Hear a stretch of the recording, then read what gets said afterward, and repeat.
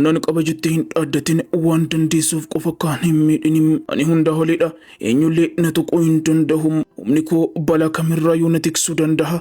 Biyyan fedhe irratti murtoon fedhe dabarsuun mirga kooti. Kan inni cabsu barbaade nan cabsa. Kan inni gubuu barbaade nan guba nan cinceessa.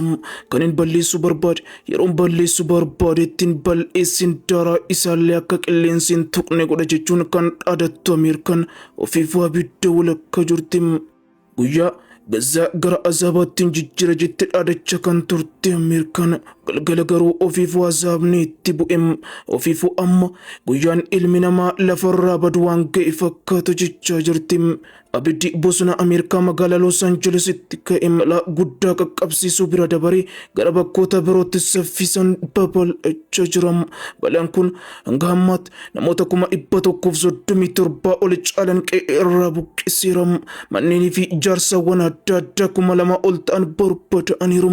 Hedduun qabeenya warra duriitti qabeenyi $50 biliyoona 50 ol achi buuteen isa manca'eera. Balaan abiddaa kun mootummaa Ameerikaatti yaaddoo guddaa kan ta'e si'a ta'u pirezidaantiin biyyattii Joo Baayiden sababa kanaaf imala gara Xaaliyaaniitti taasisuuf ture akka haqu dirqisiiseera. Ibiddi bosona guddaan naannoo Los Angeles US'tti mudate kun halkan edaa irraa eegalee loo Hooliwuditti dabalate gara bakkootaaf naannoo birootti babal'ateera. Kibxata darbe irraa eegalee naannoo hedduutti ka'aa kan ture balaan abiddaa kun tattaaffii dhaamsuuf taasifamullee walxaxaa godheera.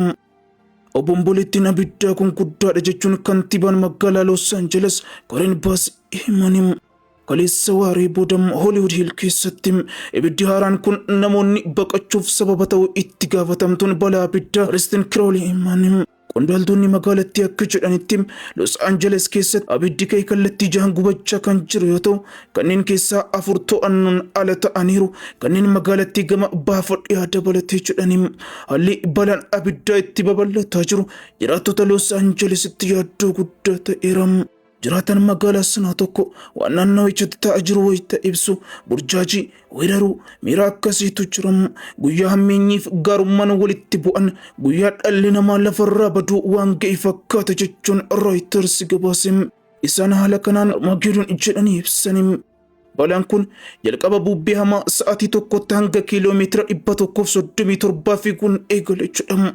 Damee mukkeenii caccabsee manneeniif konkolaattota kuffisu irraa eegale jedhama. Haala kana keessatti balaa abiddaa kana dhabsisuun hin danda'amne bubbee hamaan kun abidda akka saffisaan babal'atu taasise jedhama. Labooba abiddaa fi daaraatu samiirraa roobama. Yoo ala baate daaraan fuula kee, ija kee, afaan kee keessa guuta. Arganuun ulfaataadha. Baay'ee si qufaasisa jechuun balaan abiddaa kun jireenya yaaddessaa gochuu ibsama. Ammoo akka jiraatan kun jedhutti wanti baay'ee nama yaaddessu akkuma abidda kanaatti dhiyaataniin baay'ee dukkana adeemuudhaan ni gurraacha'a. Baay'ee dukkana'am. Halkan darbe fa'a uummata Paarinaaf guyyaa rifannaaf sodaa ture jedha jiraatan kun. Abiddi kun Ameerikaatti dhukkubbii sammuu isa guddaa ta'eera.